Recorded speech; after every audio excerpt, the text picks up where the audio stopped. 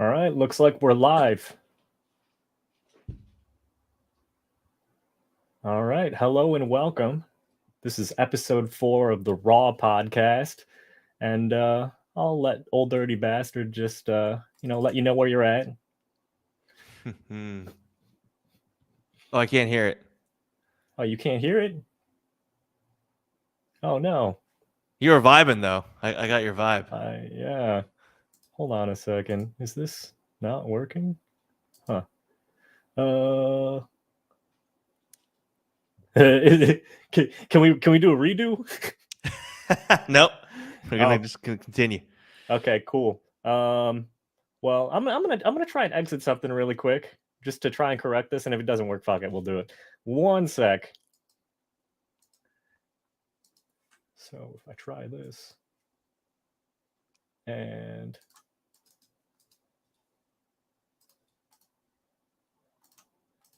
okay, could you hear it then? Nope. Oh man. We're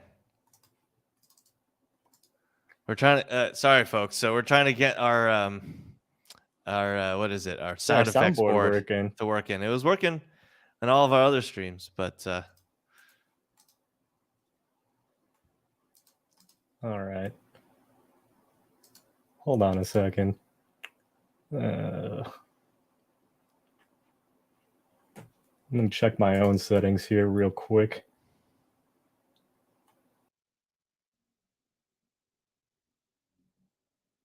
the perils of a live stream. But thanks for sticking with us. We'll be back.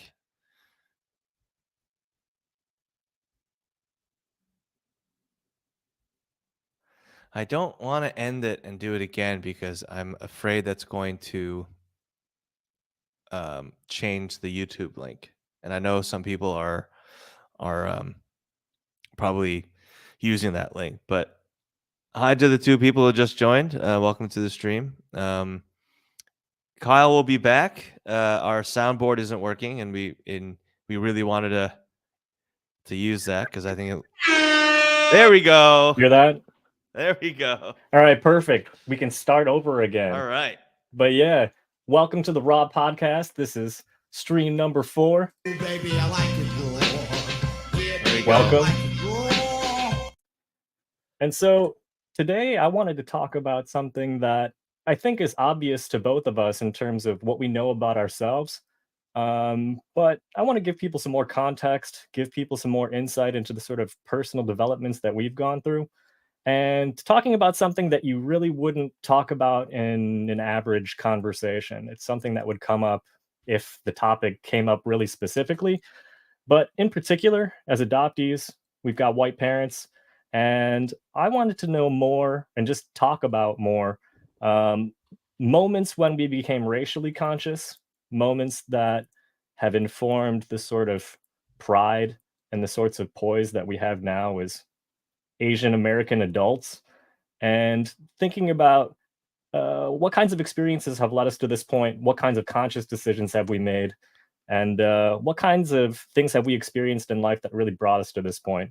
Because I think for us to go on episode 1 and just say, hey, we don't want this to be a beginner's podcast, hey, we want this to be about stuff that's more reflective than your average sort of podcast about race, talking on it at a very superficial level. And yeah, I think it'd be just interesting for people to know the context of how we became who we are today, because just because we present ourselves as sort of having this figured out by now, I mean, it's definitely been a process. And I mean, we haven't really talked about this explicitly one-on-one, but I think now would be a great opportunity to just talk about it. Yeah, I'm up for it, man. I think this topic is discussed a lot. I believe, I think in sort of Asian American circles, but there is a really unique aspect that I think adopted Asian people can bring to it that is really interesting. And also, I think we just want to get personal, right? So let's do it. Absolutely. So I guess I would want to start with where we began. And so Okay. with your parents and your upbringing and where you grew up, how did you think of yourself growing up? racially? Where did you start? What was your starting point? Um, I I really thought of myself, and I thought of myself so strongly in this way that I actually wrote one of my college application essays on this topic, which is very embarrassing thinking back on it. But I so strongly believed in being sort of colorblind Mhm. and not being a race, right? Uh, I don't think I thought I was white because I certainly knew that I wasn't white, Mhm. but I didn't think of myself really as being Asian in any sense that it actually mattered. It was just sort of that's where I came from. And I wrote my college admissions essay, or one of them, about how I would just sort of forget I was Asian at times, Mhm. and it was sort of like I would look in the mirror and I realized I was Asian, and it sort of was a disconnect from how I thought myself about myself, but I didn't think I was white. So it was, but I mean, but if I'm being honest, I probably was closer to being white in terms of how I the self image you have of like, because everyone has like an image in their brain of what they look like. Absolutely. Um, so that mental image is definitely closer to the all American sort of white kid, white guy than it was being a quote unquote all American Asian kid, right? So when you And were in elementary yeah. school, there was a gap between who you saw in the mirror and who you felt like you were internally. Yes. Yes. Okay. Yeah. And I'm curious, how much of this was informed by things that your parents taught you? Uh, what was their approach on Uh having an adopted child across race and the way they sort of framed, I guess, how you should expect to be treated in society? um it was very 90s, early, very very 90s, white liberal suburban middle class, upper middle class, colorblind type of mindset, right? Yep. Yeah. So there was no hiding the fact that I wasn't, like everyone else, but it wasn't there was there wasn't like an active celebration of it, of being Korean. Mhm. At least I don't remember that. There wasn't a shying away. There wasn't like an active avoidance of it. Like there was certainly like they would they would make an effort to have Asian food, and like there weren't a lot of Korean restaurants at the time, and where we were living in Westchester, uh like the closest one you could find was maybe like 40-minute drive away. So it Wow. was pretty far, right? Yeah. So you're not going to go every weekend to that restaurant, and it was expensive. Like it was even, I mean, Korean barbecue is not cheap now, but it was comparatively more expensive back Yeah, then. back then, like, to have, like, the vent set up and the kinds of meats that you would eat there, Yeah, like, I it was mean, it different wasn't then. That right. was It before wasn't Food Network common. foodie shit. Yeah, it wasn't common. It was sort of like a weird. It was just very different. So there wasn't, and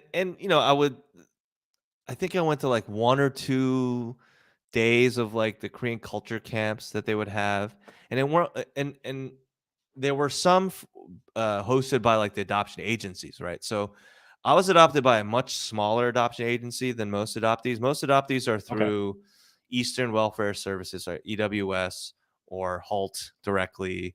Those are the two big names, and then there are a lot of other smaller agencies. I was Mhm. adopted through Spence Chapin, which is a very small, not a very big agency. Yeah, I haven't heard of it I before. think that's very much only in like New York, or maybe even in the New York City sort of area. Um, so they would run a camp. That sounds bad, but they would run like a culture camp, right? Yeah, A a summer summer day camp. camp. Yeah. Well, they ran a camp. That sounds Not um, Manzanar. no. and they would and it would just be a lot of like the young adopted kids that would come, and they would have like, you would eat some food and have like arts and crafts, and maybe they would have some like drum playing, like because Korean there's drum playing, like there's like a traditional Korean drum art thing, and then like dancing, like you'd see people on the humbox and everything.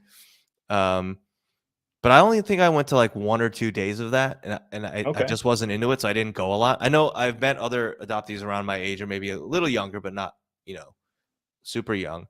And they remember going a lot, like they went a lot, but we didn't do Yeah, I that. was I was one of those kids where like I didn't enjoy it either, but my Yeah. mom usually forced me. Oh So yeah. Well, so when my I parents look were. back on it, I'm like, good.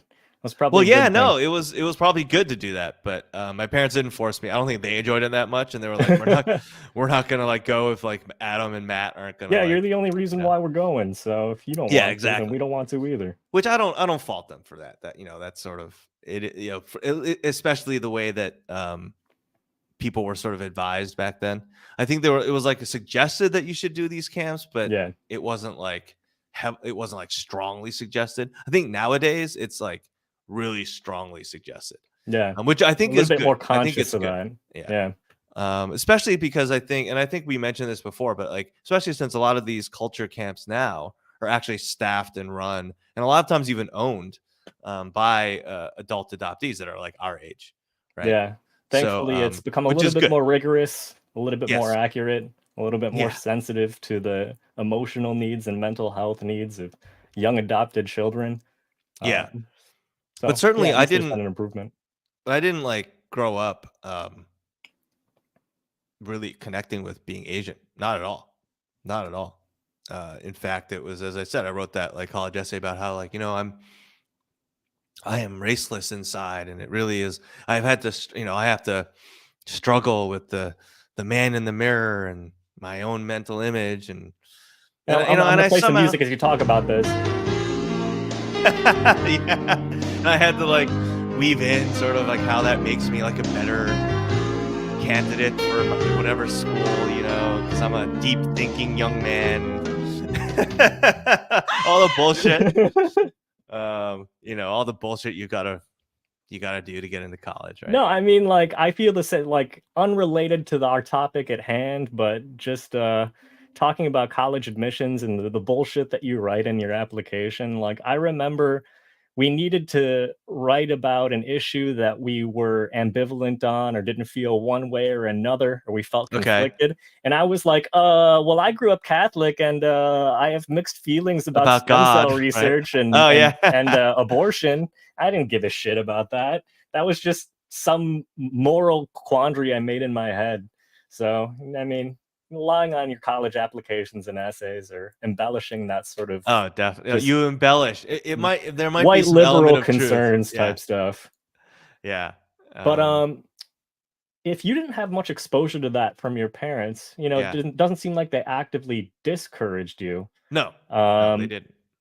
At what point do you think you came to an explicit understanding that I mean, I guess you knew that you weren't white, but when did you start grasping like, "Hey, I'm Asian in this body, and this is kinda the path that I need to go." Just in the sense that I think a lot of adoptees, I couldn't really give you a percentage, but if I had to, I'd say, at least 30, maybe up to 50% of adoptees, have this acknowledgement that they are Asian because they're treated differently because of how they look. They've got a different last name than people expect. Mm-hmm. But Mm-hmm. deep down, I think they don't truly internalize being Asian because it's always a joke or it's always some sort of novelty or point of focus to seem unique in a new crowd of white people. Um, but with the way that you conduct yourself and just the sort of relationship that we have, Mm-hmm. at some Yeah. point you had to choose explicitly that, hey, I'm Asian. This is what I have to do. When did that happen for you? I've talked about it before, but it started once I got to college, Hmm. right? So you're out of the house, you're not in the environment you grew up in, and as we've mentioned before, most Asian adoptees are adopted into communities that are like very majority white, like not Mhm. just a little bit, like really majority white. Absolutely. And so you're not necessarily, you're not really meeting a diverse, at least from a racial perspective, a diverse bunch of people growing up. But when you go to college, depending on where to go to college, but I think most colleges, aside from the controversy about, the Harvard case and everything, most Yeah, colleges are going to be a lot more diverse than just Everytown, USA, right? absolutely. So, and I remember, like, even back then, because it was just begun, like, because I'm a true millennial in that I went to college right in the year 2000. Mm. And even back then, which crazy thing about it, it's 22 years ago, right? Yeah, time Um, flies. even back then, like, it was a new thing, kind of. It was a new thing to really have like a racial like checkbox, right, on your essays, right? It Mm. was a fairly new thing, I think. Yeah, And it there definitely was, came up in the 90s. yeah, it was in the 90s, right? And Yeah. uh it was controversial for a lot of reasons, of course, a lot of the same reasons, some different reasons, but it was a debate, I think, and it was known amongst like the Asian community, and also, even though I wasn't raised in an Asian community, I didn't have Asian parents.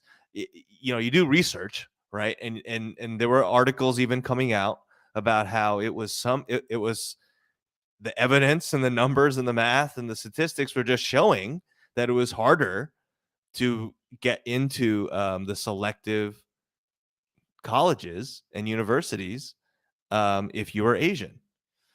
And so it was sort of, people were debating, like, should you even put it down? Because it was optional, right? It's never required. Right. You can just not check the box, right? But I checked the box, right? And I think I might have even written I was like Korean or something. It was somehow the Korean Society or the Korean Student Society, I forget what they call it at Korean Dartmouth. Student Association, Probably KSA. something like that, Yeah. right? It wasn't even like 5 minutes after I was dropped off, and like and my parents were gone and had driven away, right? And so maybe it was like later in the day of the first day I was there, because my parents dropped me off. I'm trying to remember this correctly, but my parents dropped me off. They help me unpack. We probably had lunch, and then my parents are like, why are we gonna stick around? Like, they didn't like stay over and like harass me. Like, they were like, you're in college now, so like we're gonna let you do what you're Yeah, gonna do your do. thing. So I was alone, right? Parents were gone, and like I was sitting in my dorm room, and there's a knock on the door, and I get up and I answer the door, and it's the Korean Student Society. So they were Mhm. like the first people to greet me Okay. at school. And I was like, it couldn't be because of my name. Yeah. Adam Goodman is not a Korean name, right? So I they found didn't out pick where it out, you because found out where you were if and anything, the everything. Jewish Student Society should have come over. But the Koreans came over, and they were like, and this is how organized they were. They had already assigned every incoming Korean student, or student that they thought was Korean, Yeah. a big brother and a big sister, Damn. like, already. They were on it. They were on it. And I guess I was impressed by that, because I still think about it today. I still think about that. And I didn't like become great friends with them. Like, I went through my own journey, and it wasn't, I didn't, like, just because that was like my first awakening to it, or like real serious thought about it, I didn't immediately become like super involved with them. But I Mhm. still remember it. I was still really impressed by it to this day. And they were really friendly and welcoming. And there was no like, oh, you're adopted, you're not really Korean, you're not really Asian. It was just sort of like, they were just excited to see more and more Asian people there. So, So yeah. refresh my memory. On your campus, what's the total number of students? Just, is it like over Dar- 10,000? Is it like No, Dartmouth is 5,000? small. Dartmouth College undergrad. Yeah, I'm curious. Probably grown. No, it's about the same. So the total for all 4 years, so Yep. all grades, is 4,556 for fall of Okay. 2021. So it's about the same, I think, as when I was there. So Okay. they are a small school. Like of the Ivies, it's probably one of the smallest. So like Yeah, I Ivy wouldn't be League surprised. undergrad populations. Um, well, a lot of them are a little bit higher. Let's see, undergraduates. We are the smallest. The next smallest is Princeton, which is 5,321. Cornell's the largest with over 15,000. 15. Okay. Um, we are very small when it comes to our endowment Yeah. compared to the other ones. We're fifth, Okay. but we're above Brown. No one remembers Brown. Anyway, no, yeah, no, it's small. It's small. I mean, and that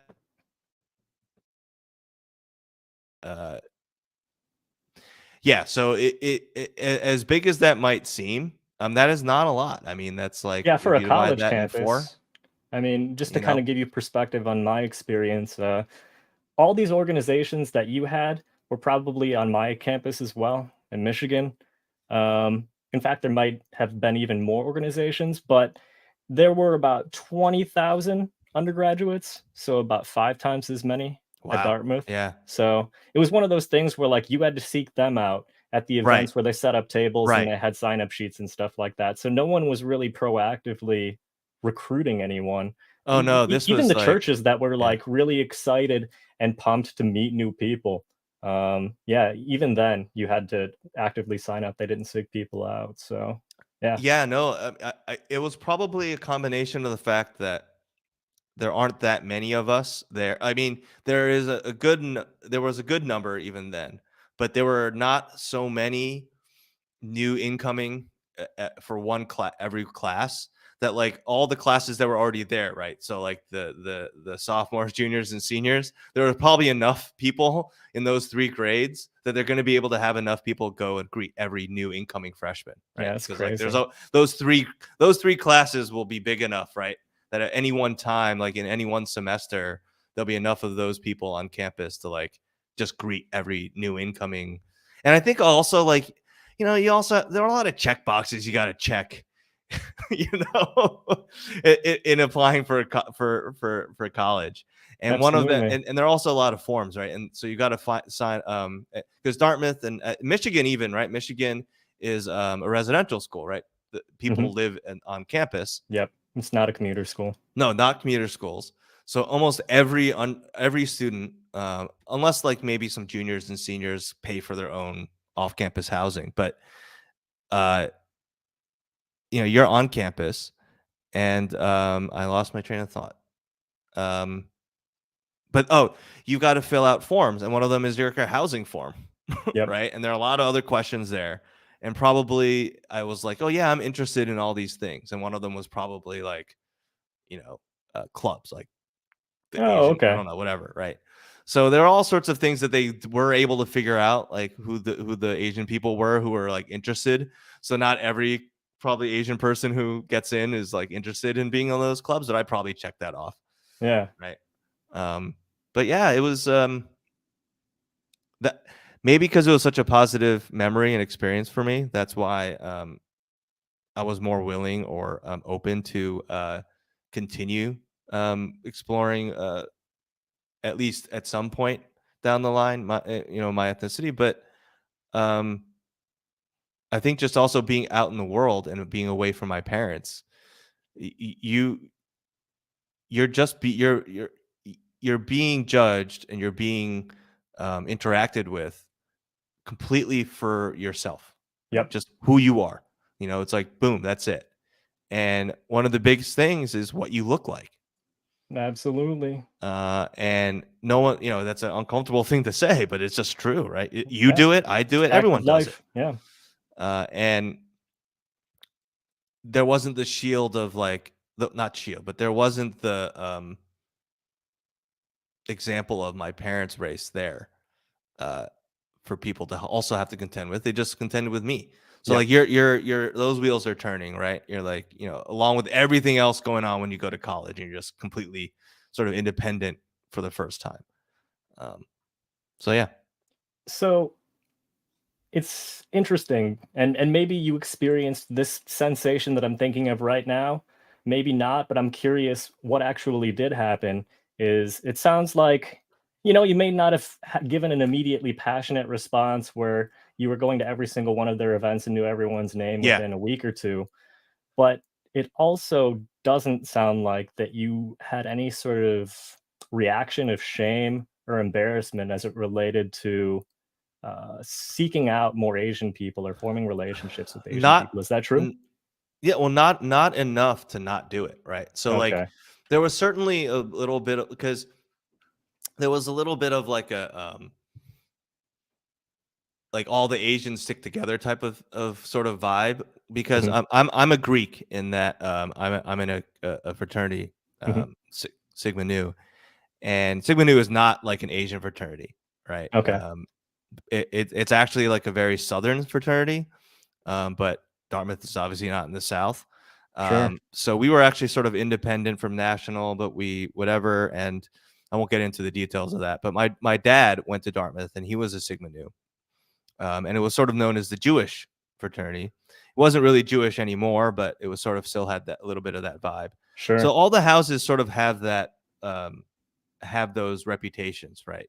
Mhm. And uh, there was an Asian fraternity, and ironically, it's Kappa Kappa Kappa, which is KKK, Yeah, I've never heard of that one before. I mean, TriCap. I'm Yeah. surprised they kept that name, with Oh just yeah, the yeah, symbol. yeah. Damn, that's wild. And they were known as like one of the most hardcore party houses, and everyone knows like beer pong, right? Well, Dartmouth has their own special form of beer pong, where you actually are playing like a game of ping pong, but you can only lob it.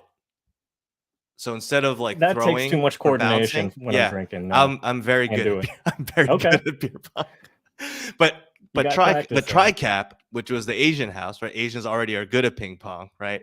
Or have that Yep. reputation. Yep. They dominated. So like, because Damn. the Greeks would have their tournaments, right? Mhm. And it was a drinking game, right? So not only is this Absolutely. sort of like, so this is all like those stereotypes, right, of Asians.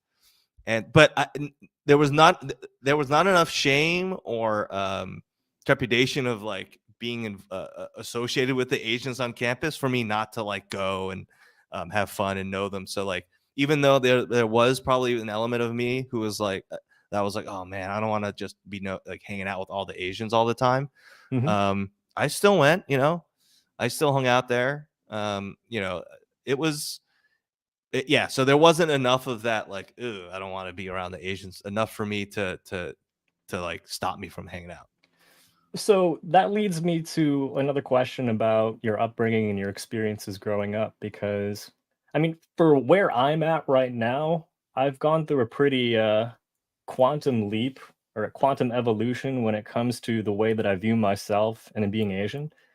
In the sense that, like, it was so palpably uncomfortable to be Asian where I grew up Mm, mm. that I was really hypersensitive to people pointing out or perceiving me as being anything other than just like a regular human being, which in Yeah, that yeah. situation would be white.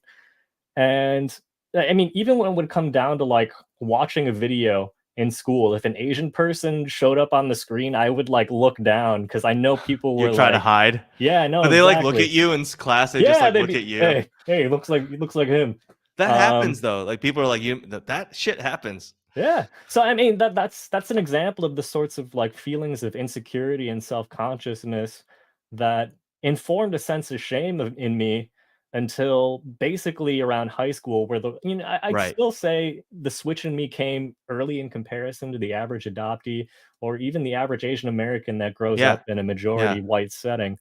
But the racial just issues and conflicts and fights had to get bad enough for me to reflect deep down in myself to think about, how do I want to be treated? What's a reasonable standard that I can hold to sort of hold other people to in the way that I'm treated, and how do people act in real life. And it led me to think to myself that it would be better for my relationships and better for my confidence and self-esteem sought out if I sought out relationships with Asian people to Hmm. avoid the racial hurdles that come at the beginning of being in a setting with all white people that just don't want to be at the bottom, so they'll just fuck with you. So Hmm. Hmm. with that in mind, I'm curious. I guess, did you not really have that sense of shame growing up, or did you not really deal with too much racial stuff growing up, or No, there was some of that. I mean, I think I was pretty athletic growing up. that Played a definitely helps. Yeah, That definitely played a helps. lot of sports, but uh, it you deal with a lot of racism in sports. You know what? I kind of think I know where you're going with it, because I think Yeah, being in sports and not being athletic now, like, I see how much respect that got yeah, me.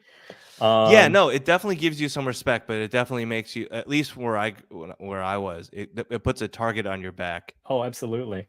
to be like, oh, you think you're athletic, but you're only athletic for an Asian, right? Exactly. Um, Hey, the you know, you Chinese don't kid's trying to be cool.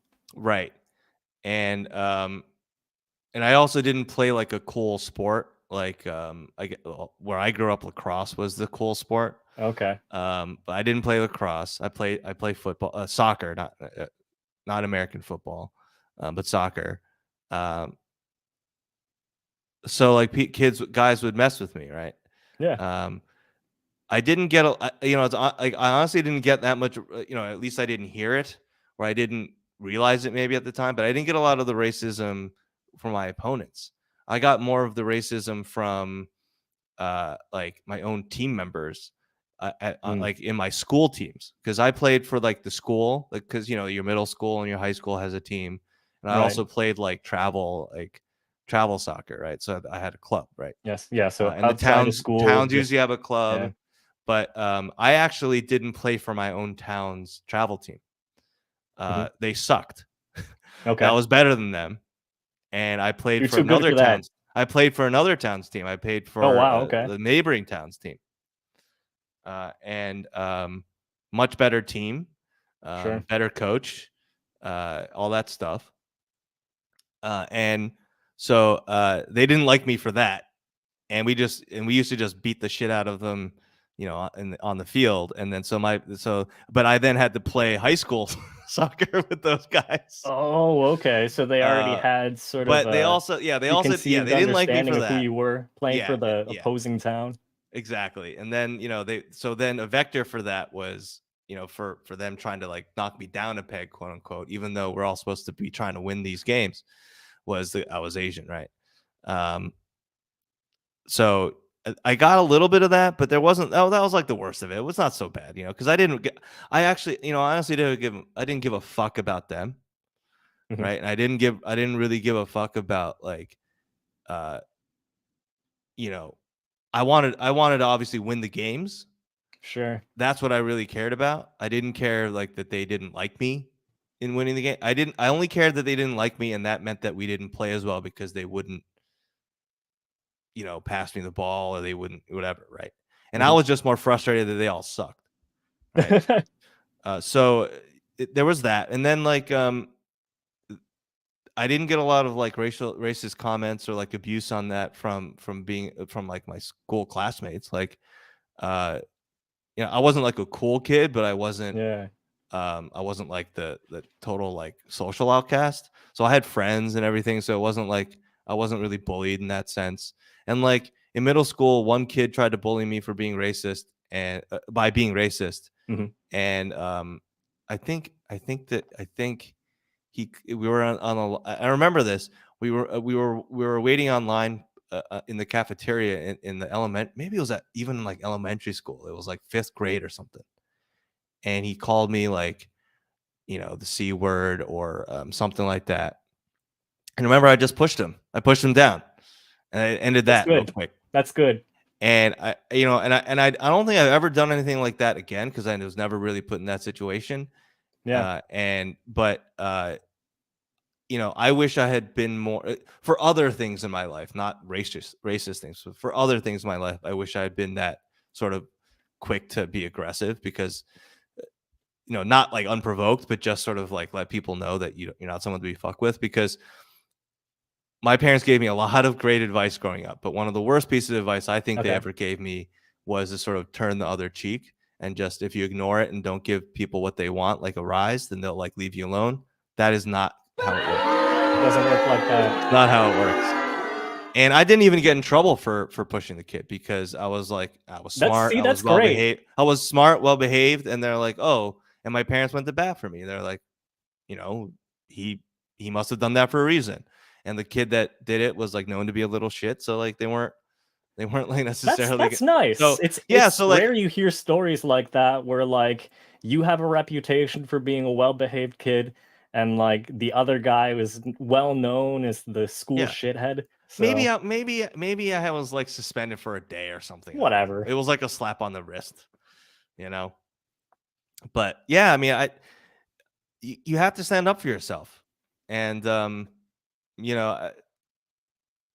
even if no one's going to take your side in it, right? Maybe you get in trouble more seriously than I did. I just think that you have to stand up for yourself, because for yourself, Yep. not so that other people are going to like validate that. It's just sort of like your own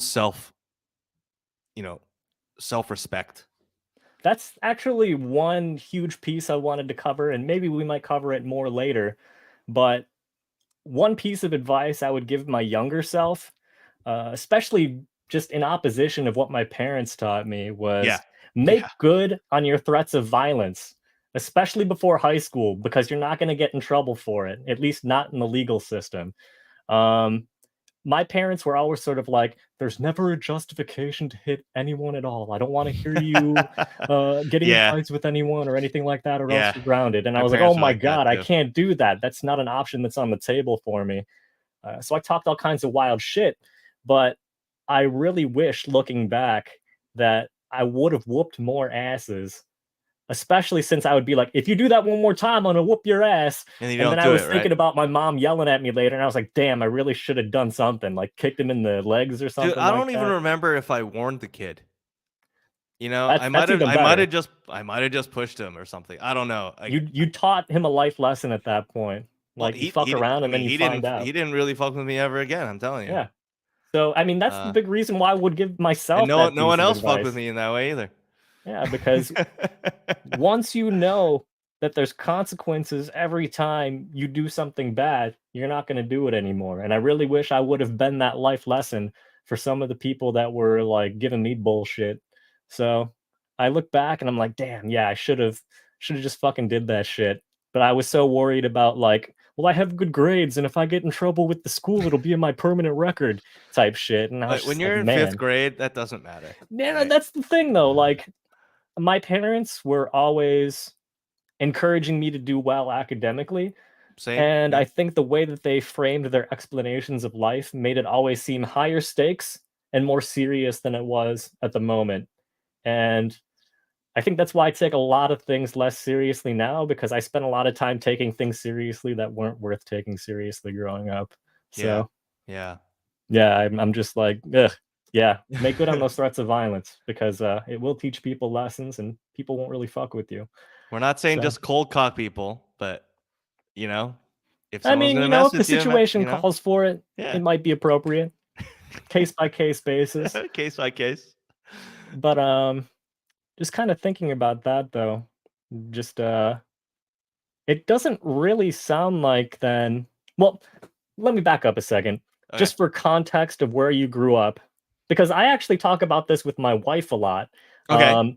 I talk about how in her hometown, a lot of the parents, she grew up in a college town in Michigan, and a lot of the parents of kids that she grew up around Hmm. were very highly educated, Yes. academics or people that had professional degrees in corporations. So they were pretty high up there, and they were sort of like upper middle class, cared about their reputations and how they were perceived.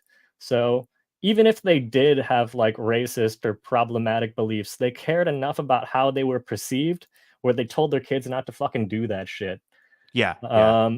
So was that the case in your? Was there a certain level of education there Oh that yeah, would for have sure. okay For sure. that would have insulated you from Yeah. sort of like the worst sort of ignorance that we hear about and see? Yes. Yes. There wasn't any of that open racism like that. Not at all. The no one the liberal racism, no one does it to your face, right? Yep. And no one's like does it in the very coarse or obvious ways. But the 90s was a weird time, right? In the 2000s where Japan was the big Oh yeah, boogeyman, I keep right? forgetting about that. And then I Economically, that they remember were the like boogeyman, and yeah, there were Japanese automobiles. just in business, right? Just they're just going to eat our lunch, right? They're making Mhm. better cars. They're financial market. The economy is growing, and ours is not growing in comparison, and all that jazz, right? So there were actually a fair number of people who made good livings just writing books that they were the China with, we have like the China watchers, right? They were the Japan watchers. Yeah. And there were a couple of people like that. So like that, where I grew up, yeah, it was similar to what you're saying your wife had, where it was like not all academics, but certainly people who were wealthy enough that they worked in the city, Mhm. but lived up in Westchester, right? And so, to be able to do that and afford a house, you're making a good amount of money. Hmm. And to do that, you're probably in a certain few industries. And if you don't happen to have a higher degree, at least you're sort of sophisticated enough, right? Where it's not polite to say those things. Mhm. And then, and there are certainly a lot of people who went to fancy schools or have, had advanced degrees or whatever. It's just very liberal, and to this day, even, it's very, very liberal and affluent. Mhm. So you're not going to have the open displays of racism. It's not. Yeah, because I'm just sort of thinking about what my wife has told me about her high school versus my high school, in the sense that when she was hanging out with her friends, they were having sleepovers, watching Forrest Gump, very wholesome, non-threatening stuff. Yeah, And yeah, like pretty people were much. doing Yeah. wild, hard drugs at my high school, Oh. in my lower middle class suburb of a people town. people were doing that. People had parties. People were drinking. I don't Okay. know how much hard drugs people were doing. I wouldn't be surprised though, but I didn't know about it. Mhm. I was not cool enough to be invited to those parties. So I didn't even know. I didn't go. I'm such a nerd that I did. There's a program called Sad Safe Rides, where like Sorry, that's actually like a good cause, but it is a very good yeah. cause. But I was that nerd guy who was like picking up the cool kids from their party so that they could get home safe. Hey, You know?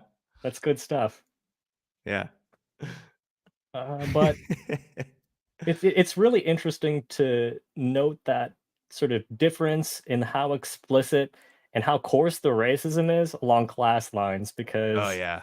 Yeah. I mean, part of the reason why I got mentally tough and why I feel mentally tough in the workplace compared to a lot of people that I work with and the sorts of complaints that they have are like that shit was just sort of like the worst possible things that people could think, where it's so bad that people don't actually think it. They just want to say something really dehumanizing and hurtful just to make you Mm, look and feel like shit.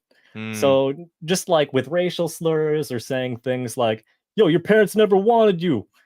Well, yeah, just the adoptee stuff, right? I mean, Yeah, that just is a stuff like clear that. vector, man. They can just No, go right for it. exactly. And I think, as adults, being on Twitter, where people are having discussions about like, if you get upset with someone that hasn't taken a shower in 5 days, that's ableism type shit.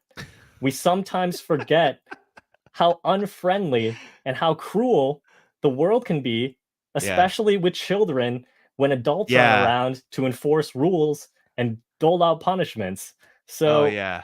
I mean, just the worst possible things you can think of that, I guess at the end of the day, like, I'm not traumatized by them now as an adult, but I look back and I'm like, damn, like, me even telling someone to shut up now as an adult is like 5% of like the kind of wild shit that I would hear as a kid.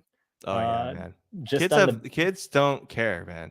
and especially since I realize now that politically, I grew up in a unique spot in the sense that it was a suburb of Metro Detroit in Oh the wow. 90s. Okay. So, right around the time of Japan phobia Well, with and the auto certainly, yeah. industry. Well, right, and the whole industry was dying Exactly.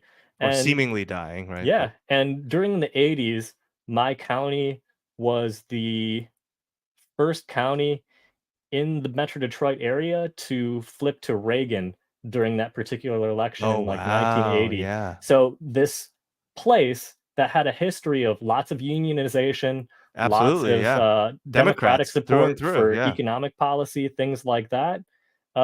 They were so influenced by what was going on in the auto industry and the fears around that and the Well, fears the around oil Japan crisis in that '79. people didn't care about the economic policies of unions and things like that as much as just like fuck the Japanese and fuck these people that are taking our jobs. Certainly, yeah.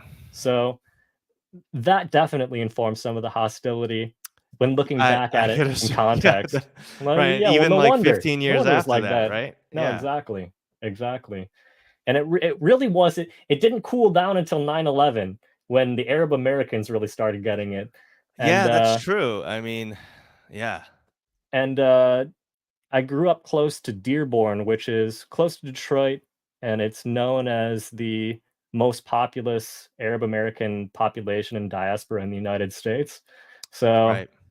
That's yeah, right. it's interesting to see how that can change with the times, but it Ugh, was an interesting super. time in the 90s, definitely. Yeah. Yeah. Um, crazy.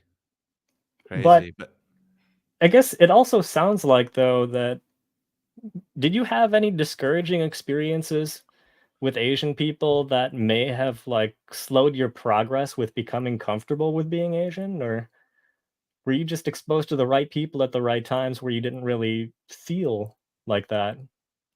um I've had negative experiences, right? Not it's not like every Asian person I've met has just been welcoming. Sure. Um I think and this is going to sound really cliche and everything like that, but like the hardest part of being Asian America for me at least was the whole dating thing and Yeah. getting a lot of gaslighting from and denying that because I was even having talks to with my parents and everything like when I was in high school like or just in college or like just got like early like as a young man right about how it was actually harder right there was some discrimination and racism because not because I'm a Asian man right and Mhm. a lot of people are like no People even aren't if like that's that. true even if that's true, you know, you can't let it. And honestly, thinking back, I'm like, actually, it's not bad advice to be like, what are you going to do about it? Like, you're going to have to just deal with it.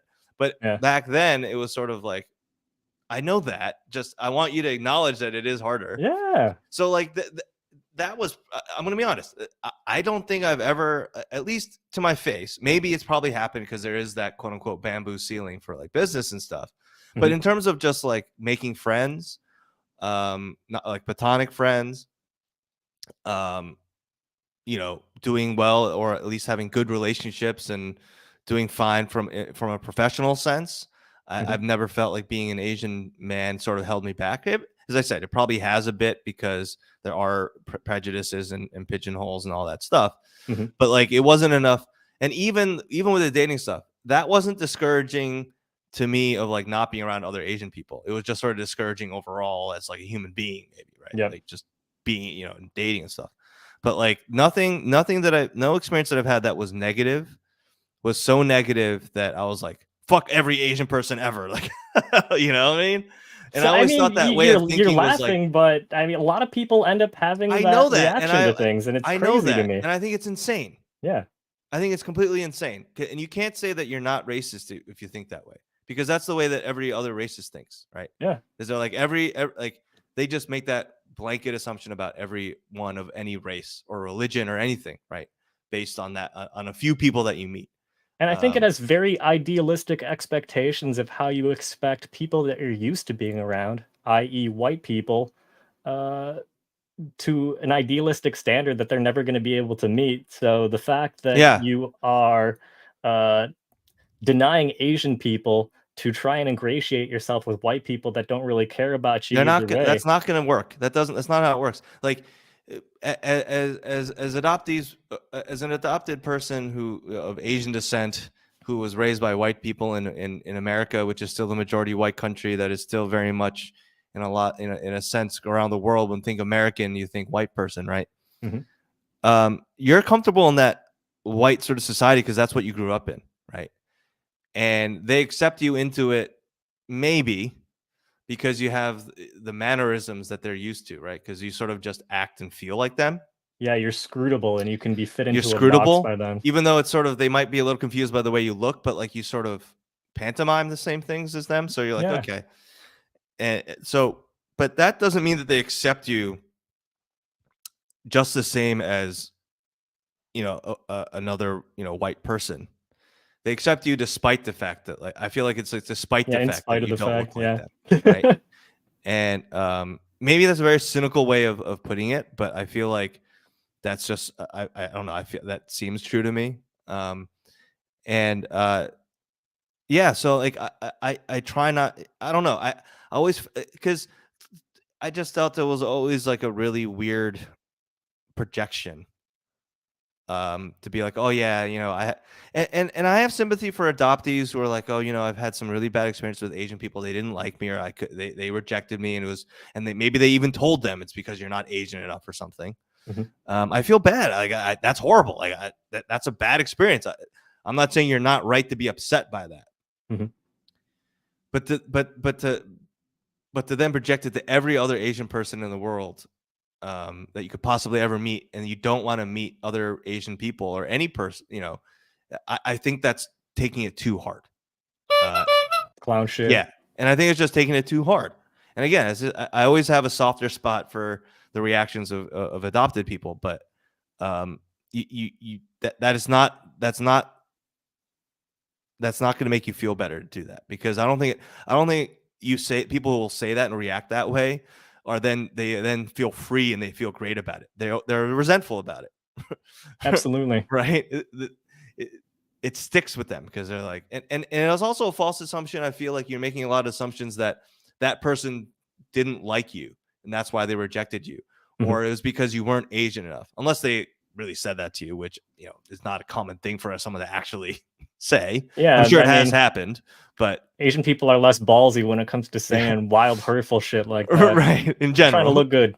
in Save general, some right? face. So like, it could be that they just didn't like you. It had nothing to do with the fact that you were Asian or not Asian enough, which again, of course, that's not nice to think about, but that's just a human thing, right? Not everyone's going to like you. So I think it's also just jumping into a conclusion that it's a racial thing that they didn't like you. They don't like every Asian person they meet, period. Yeah, exactly. So you don't like every other, you don't like every person you meet too. So yeah, so there was no experience that was so bad that it swore me off Asian people. I mean, obviously.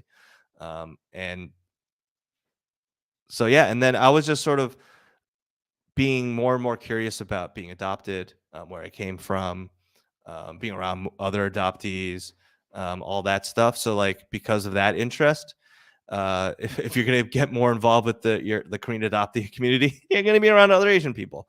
So Absolutely. so you got to if I get wanted to comfortable pursue with it that, if you I want to had do that shit. Yeah. What? You got to get more comfortable with it if you want to do that shit. So. Yeah, absolutely.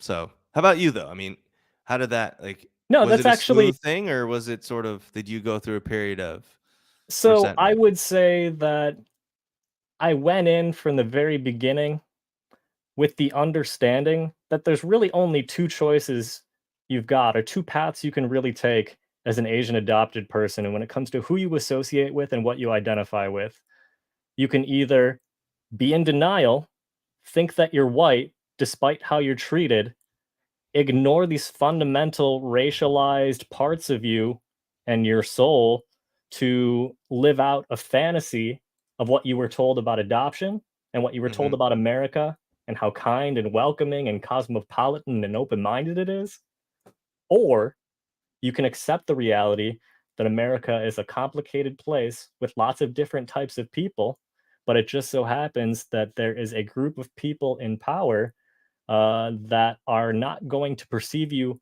as an individual if you are not white. Mm-hmm. You are going to be perceived as a representative of the race that you look like, and the best and most efficient and least arduous ways you can find to humanize yourself in human relationships is to seek out relationships with people that look like you, people that are going to be treated the similar way, people that are going to perceive you in the way that you are perceived by the rest of society. So going in with that expectation, I knew that my end game was needing to associate with Asian people that I got along with and that I Right. could relate to. Right. Not every to really Asian have the person you best ever see, but possible just the ones outcome. that you like. Yeah. And here's a perfect example of that. At the end of middle school, I was like, yo, fuck, a lot of these white people aren't treating me the way I want to be treated. And when it comes to friendships that I had outside of school, the kinds of ways that I thought of myself and how I should be treated, that was informed by the way my parents treated me and the respect they gave me to make my own decisions. And they didn't gaslight me whenever I was like, yo, shit's fucked up here. They're Mm. like, okay, well, why don't you explore, like, making friends with other Korean people? And Mm-hmm. so Mm-hmm. I did, but I made the mistake of doing that at a Korean church.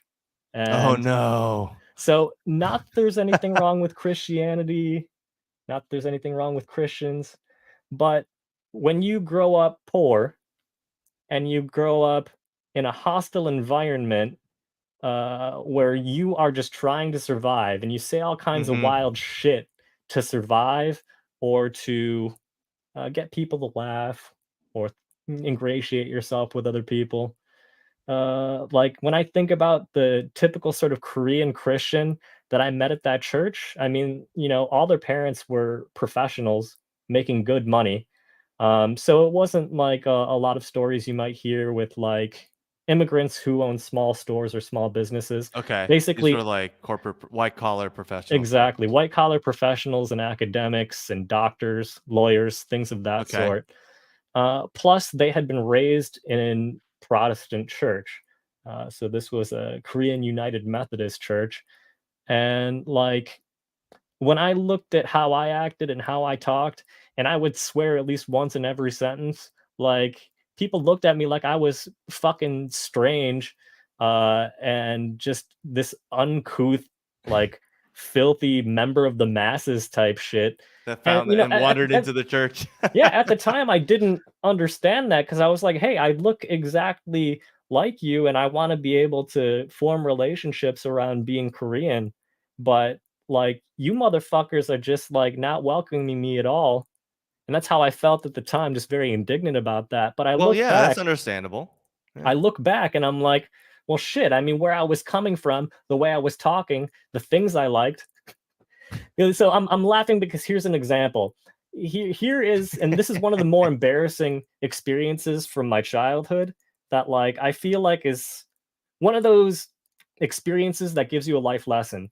So what happened was I was invited to like a big sleepover with all these Korean church kids, and Mm. I had just gone to Japan Okay. a few months before that. So I was feeling gassed up about being around Asian people because I had a good time in Japan a few months before then. And so what I did when I was in Japan, and I was about 13 or 14, is in convenience stores, they just have porno just like laying out there, just like in the open. And like they don't check your ID, they don't care. So I So you just bought bought it? some.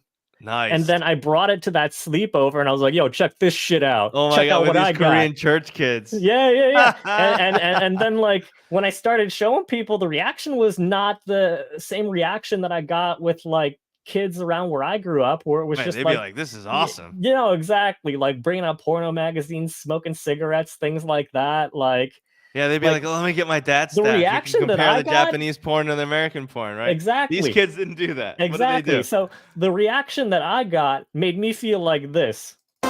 I was like, oh shit, what have I done? Oh, I can't get out of this now. I mean, I'm spending the night. Oh, that's So hilarious.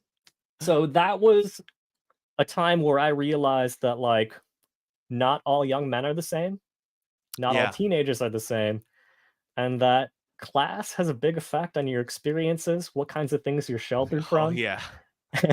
and just the levels of sensitivity that people have towards certain things in life. And I realized at Yeah. that point that I was living a fucking uncensored, raw, and uncut life just trying to survive socially, whereas these people at church were very much sheltered, very much living idyllic childhoods, being really sensitive about like swearing and like drinking alcohol and smoking cigarettes and portrayals of that in movies and stuff. Mm. And that was the first experience I had where like I had high expectations because of a shared race or a shared background, but I was like, damn, I am very much alienated from these people in every way, shape, or form.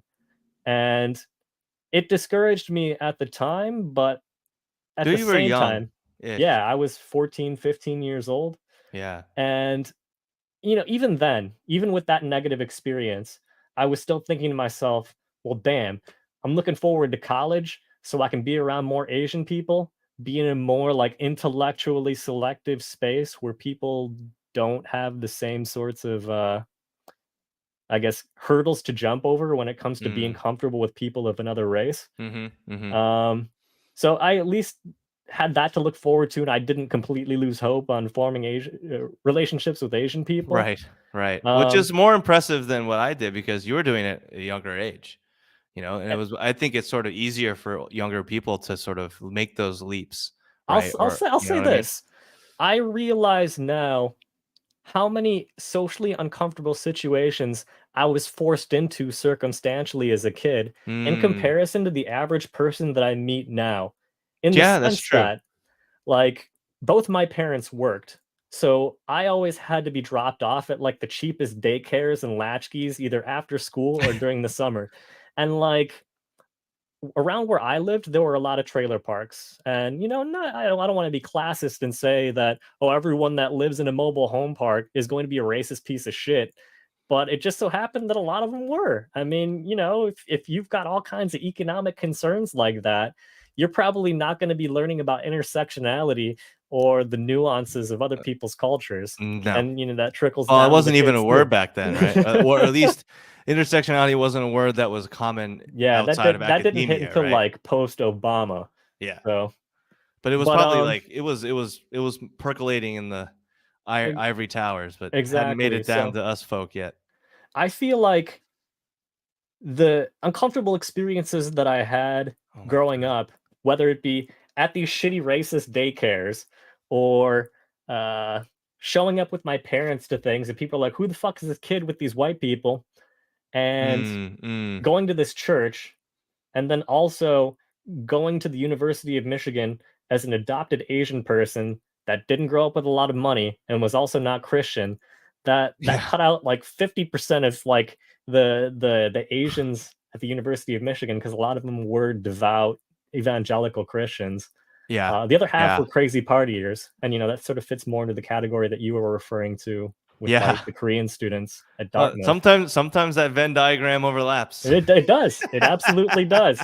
Especially for some of the kids that were more pure in high school, Oh my and then god, like they are no longer under the control of their parents or the they go discretion of their parents, and they crazy, go dude. They crazy. go crazy. Especially if you never had to take care of many responsibilities yourself, like making your own meals or like doing your laundry, and the only thing you really had to focus on was studying and your homework. Shit, a lot of those kids go Dude, I fucking wasn't even crazy. religious, and that was sort of what like I mean, my parents did make me do my own laundry and stuff, but I wasn't like I didn't have like summer jobs. I didn't do any of that stuff. Like until maybe like later on in high school, but it wasn't because I had to. It was just Yeah, because my exactly. parents are like, "You've got to have a job, Okay, so sure. that you can make some money and like this is what it's like." And it was not effective. Young Adam did not No, absolutely. internalize those lessons. But like I But went kind of crazy too, and I think a lot of kids do. Um, but like I guess a question came to my mind when you were talking. Um, I'll remember it. I'll remember it. I'm forgetting things, people. That's okay. But I mean, yeah, we've had a very silent audience today. We have like 5, 6 people who've been listening. So please, obviously, we'll continue talking maybe for another 10 or so minutes. I know that Kyle, you wanted to sort of end this around an hour. We're an hour and 5. oh yeah. I mean, I know just trying to it's keep it concise, keep keep your it structured, but yeah. So like we always want to, we want to reserve some time during these streams to like answer any questions that you guys have or any comments and like talk about the comments. But yeah, so I guess like yeah, so just continue your story about like how you were looking forward to college and sort of that more diverse crowd, but then you went there and you realized it was like 50%. Thank you. Um,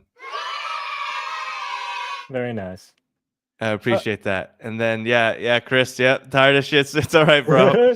But yeah, so like there was like 50% like churchgoers and 50% like hardcore partiers. Mhm. Like, how did you like fit yourself into that, or like Yeah, what so did you do? initially, like I just threw myself into any organization or any space with majority Asian people. And that's how I found out, like, oh shit, like these kids grew up rich because they don't have any concerns about like going out for every single meal to a restaurant where each meal is like $15+. Wow. Yeah. And going into these Christian spaces and finding that it was a little too squeaky clean, a Right. little bit too it felt surreal to me. It didn't feel like real life. It felt like this very isolated bubble where things that happen in real life were not penetrating through to those spaces. So it didn't feel right to me. So You couldn't relate to that, right? I mean, that yeah, wasn't absolutely not. So, and I also couldn't relate to the hardcore partiers either because a right. lot of the people that were able to do that came from families where they had everything funded and paid for. So they had the time to sleep or they had the time to study in addition to doing all the partying. Right. The mentality of the studying, the mentality of them being there, it wasn't as urgent, right? Like I feel like Absolutely. if you're going on you hope if you're going on a scholarship or you're paying your own way through, or like you have some vague understanding that your family's struggling, that it's a little bit more grounding. You hope Absolutely. not everyone has that same I experience, mean, but like in the it sounds sense like for that you it did, right? Because the you're like, I stakes can't. were high because Yeah, if you're I like, failed any fucking class, that would mean I needed to pay additional tuition for right, to summer. take it So again or something. Yeah, absolutely. So the yeah, stakes were really high for me. And going to Michigan, that's like one of the most expensive goddamn public schools in the country, even with in-state tuition. And here's what's yeah. funny about an institution like Michigan is that it's generally framed as like being a prestigious institution, one of the better public Of the colleges. public universities, it's Yeah. very highly regarded. Yeah. And what I came to find was that really a lot of the people that ended up going to Michigan were people that were shooting for Ivies, people that came But from didn't sort get of in. class and pedigree to go Right. to an Ivy, or they had like legacy family members that went to an Ivy, but they didn't quite make it there despite all of their public or despite all their private schooling or their private academy tutoring and things like that. They ended up in Michigan. So here I Yeah. was busting my ass from this shitty ass like Public high school school that somewhere, had right? like really good trades labs and trades classes and construction That sounds classes, cool though. I feel like that stuff is missing. But anyway, but not the most academically rigorous school. right. I mean, Not the I took highest regarded feeder high every single school. AP class in my fucking school. I failed a few of those exams, but at the end of the day, I made it to the college that I wanted to go to, which There you was go. one with like a good amount of Asian people with in-state tuition. Um, I remember I got a full ride for diversity from this Really? fucking middle of the road school called Grand Valley State University. Only people in Okay. Michigan know about it, and Grand that Valley was State worth like University. $50,000. Grand But Valley. That yes, sounds Grand like a Valley school State University. from like a TV show. That doesn't sound like a real school. Yeah, what's funny is like a Anyway, good sorry number to of people interrupt you. from my high school ended up going there. So it was like if I went there, Could plus have been there was fine. not really any Asian people, like this is going to be high school too. This is not the experience culturally that I'm looking for. This Right. is not going to expand my horizons, connect me with people that are from different places. Like this is just going to be high school too. But in a sense, like I would say that the kinds of personality types that I wanted to avoid by going to like a lower tier school uh ended up being the same personalities that I ended up being around the University of Michigan. They just came from richer backgrounds, and they were more diverse. So Right. really, when it came down to like who I formed relationships with, it's sort of it's a pendulum that swings in terms of like me going for like a specific demographic of people and being like, well, they should be more compatible with me versus like interests, people's vibes, their personality types, like Right. the things they value. I guess I realize now that a lot of shared perspective comes from like shared political beliefs that lean far to the left of the Democrats. But before I had the ability to articulate that, um, I was making friends with pretty much any Asian person that I could that came from a background where they had to bust their ass in some way, Mm-hmm. Mm-hmm. whether because of financial reasons or cultural reasons. And they weren't either too involved with partying or weren't too involved with church. So I feel like the subculture that I fit in most with, that I really identified with, and I'm friends with these people to this day, were the fucking Asian B boys. Those were sort of like my Nice. clique, where it was like Nice. people that were cool enough to socialize, but they were still kind of like dorky and wholesome enough in their own way, where it didn't feel like anyone Yeah. was being like exaggerating how cool they were or exaggerating like how macho or how tough they were. Like they were just more artistic people, more introspective people, more nerdy people that had sort of like a social side to them that I really identified with. And I think that's what I've really carried with me since then is like you can go to these places where you share demographic features with a bunch of other people there. But at the end of the day, like not every white person's going to like every white person, not every Asian person's going to like every Asian Yes. person.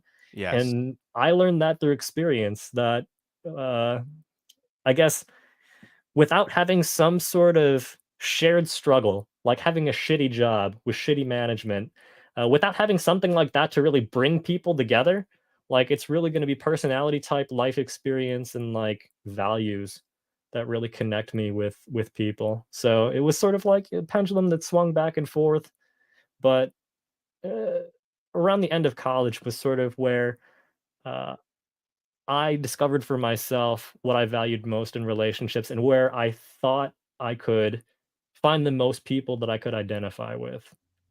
Uh, but it took a lot of experimentation to really get to that point. Yeah. Well, that's the thing, right? Like, life takes that experimentation, Yeah. aka living it, Mhm. right? Having experiences, like putting yourself out there. Obviously not being stupid about it, but like taking some risks, Calculated risks. calculated risks, taking yourself out of your own comfort zone, um, having adventures, being up for stuff. Um, and it can be very intimidating, but you really can't learn stuff about life and who what or get where you want to go, right, if you're ambitious about something, without doing those things. Like you can't game it out. You can't just simulate it in your mind and try to calculate every angle like Magnus Carlsen does in chess, and then perfectly execute it. That's just not how life works. And I think the sooner you can learn that and sort of try to become comfortable or practiced in uh, being uncomfortable, and being okay with that to some extent, uh, that'll serve you really well. Um, but it's tough. I mean, I think it makes sense to me why younger people are more insecure, right? Hesitant. That always makes sense to me. Um, you know, and yeah, yeah. I think something that I've learned for myself, I feel like one sort of last major piece of advice I would give myself, just reflecting on experimenting with different spaces, feeling alienated, and then finally landing on like an understanding of the type of people I wanted to seek out, Yeah, yeah, is I feel like taking on responsibilities and keeping yourself busy and challenging yourself as it relates to like if you're in school, also have a job yeah, and also take on other things so that you are less concerned with what other people think because you're so busy focused on your own shit. And I feel like I didn't do that as much as I could have when I was younger, but I feel like it was valuable to go through the sorts of insecurities and uncertainty that I had. Because I guess like I don't really think anything differently now versus before I was experienced with meeting all different kinds of people from all different kinds of places. hmm But I have the certainty that comes with experiencing it and verifying that what I thought was sort of correct all along.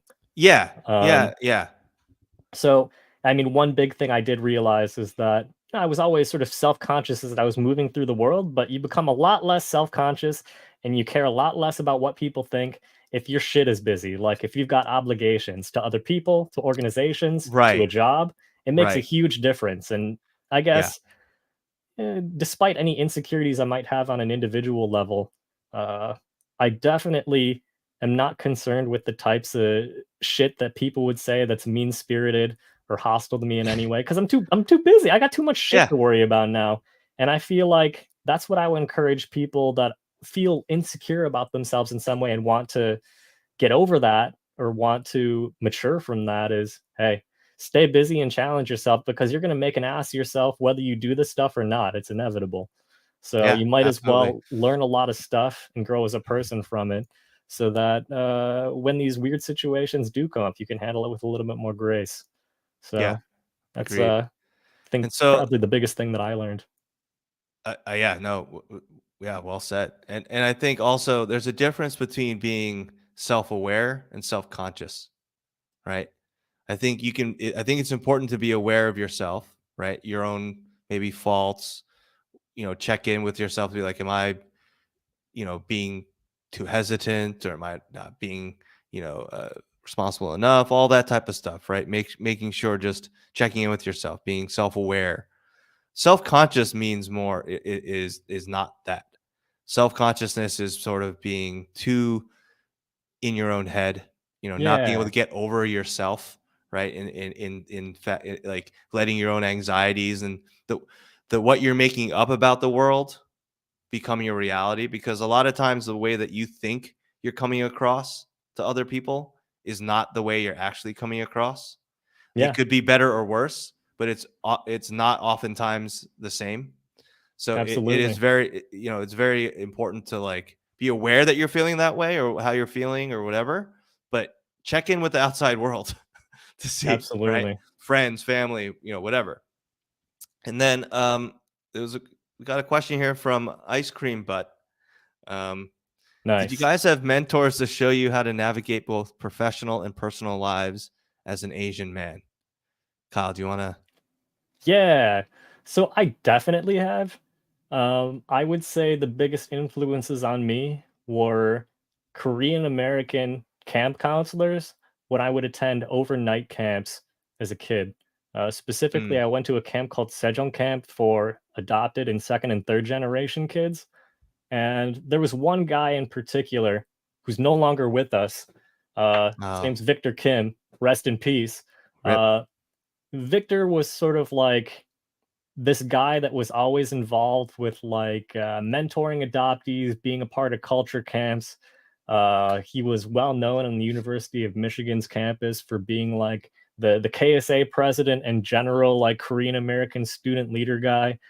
And I mean, some people like that are just sort of like climbing grifters who feel just kind of gross, but every so often there is a person in a leadership position that has a lot of integrity and a lot of poise, but they're also very human and approachable. So there's a lot to admire there. They sort of strike that delicate Yeah. balance of everything, and they show you the possibilities of who you can be as a man, despite the way you look and there not being many models for what that could look like. So people like that, for me, there were probably, I'd say, like 8 to 10 of those people in my life, but this guy Victor was definitely number 1 when it came to, uh, his approach to living life, the things that he took seriously, and the sorts of way that I compose myself today. I would go as far to say that when it comes to me being a man and sort of the way I walk through the world was more influenced by this guy because he was Korean American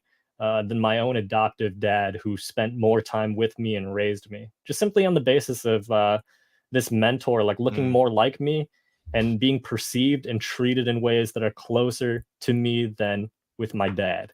So, yes, absolutely, I did have mentors that showed me how to navigate both professional and personal lives in a way that, I look around now and I look a lot of Asian people online and I'm like, damn, they really don't fucking make them like that. Absolutely not, especially people on TikTok making very embarrassing, shameful Oh videos. God. So I feel blessed in retrospect to have Yeah. had that example set for me because I realize it is rare as fuck. I mean, that's why I feel the need to speak up at all because I'm just like so disappointed in what I see that I feel like I need to say something. So, you know, Yeah. Well, ugh. I mean, props to, Victor. Um, Yeah, what about I'm you? hoping at some point in my life maybe I ran across him because I've been involved with like, AKA and the adoptee community for a while, and like I know people who went to Sejong, and maybe he came around at some point to something. But I wouldn't be that's amazing. surprised just with like there's probably 3 degrees of separation instead of 6 degrees Probably. of separation among Korean people and among people that have worked with adoptees. So Yeah, I wouldn't be adoptees even surprised. yeah, smaller. For myself, I wouldn't say there was like an Asian person that was a mentor to me that to like navigate professional and personal life as an Asian man specifically, but my adoptive father is definitely one of my big examples of just what it is to be like a person of integrity, courage, honesty, um, and just as like a man and person, like I look to him to be that example. And then I've had just a lot of friends that were Asian or adoptees that I met some really great people. So I take things from everyone that I meet, and it's hard for me sometimes to like remember specific people. So not to like cop out, but I don't always. So like I'll remember things and I'll take things that I've seen and ways people are that and things that I admire. Um, so I'm always trying to learn. Um, but I would say my dad, um, he was really that person for me. But it Uh, sounds like for both of us though that we've had mentors to I guess show us the power of what mentors can potentially do. yeah, and that's also one big reason why I try to be a mentor, right? Mhm. And I participate in that mentorship program. Not to continue, not to always bring it up, but it's a big reason, right? And like you were saying, like you've seen what's out there and what people are doing and how they're talking with all the nonsense, and you're like, well, I want to do something different. I want to put a different message out there. So like, I want to I want to be I want to do some of that, right? I want to be of service at least, and whatever little um, or small influence or maybe I'll be one of those people someone talks about years down the line of like, oh yeah, there was one guy and and like one of the many people, right? Like I don't need to be the one as long as I'm one of the many that has helped somebody. That's good enough for me.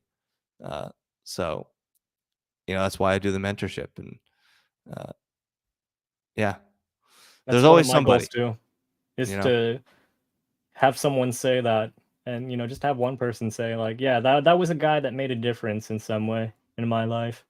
That's my goal and aspiration. So, I think that's a great way of putting it. Yeah. Um, But and yep. Sorry. Go ahead. I was just gonna say, uh, I guess from here, do you want to call it? We can basically, uh, Yeah. unless you had anything else. No, that was it. I'm just trying to be aware of I know your pain situation and everything. Um, Yeah, and Chris, we're tired too, man. I know you work hard, and we're also going to be try to like bring on some guests occasionally. I know we already had, the second pod we had Teen and Philip, our wife guy, our crew, and we'll probably Yep. have that again. We'll talk about that again. We'll have that crew back on. but Evergreen we're- topic. Yeah, and we're always looking for people to come on. I think CS, if you want to come on, that you're always invited. And then I also think that we should we're going to try to get other adoptees on to talk to.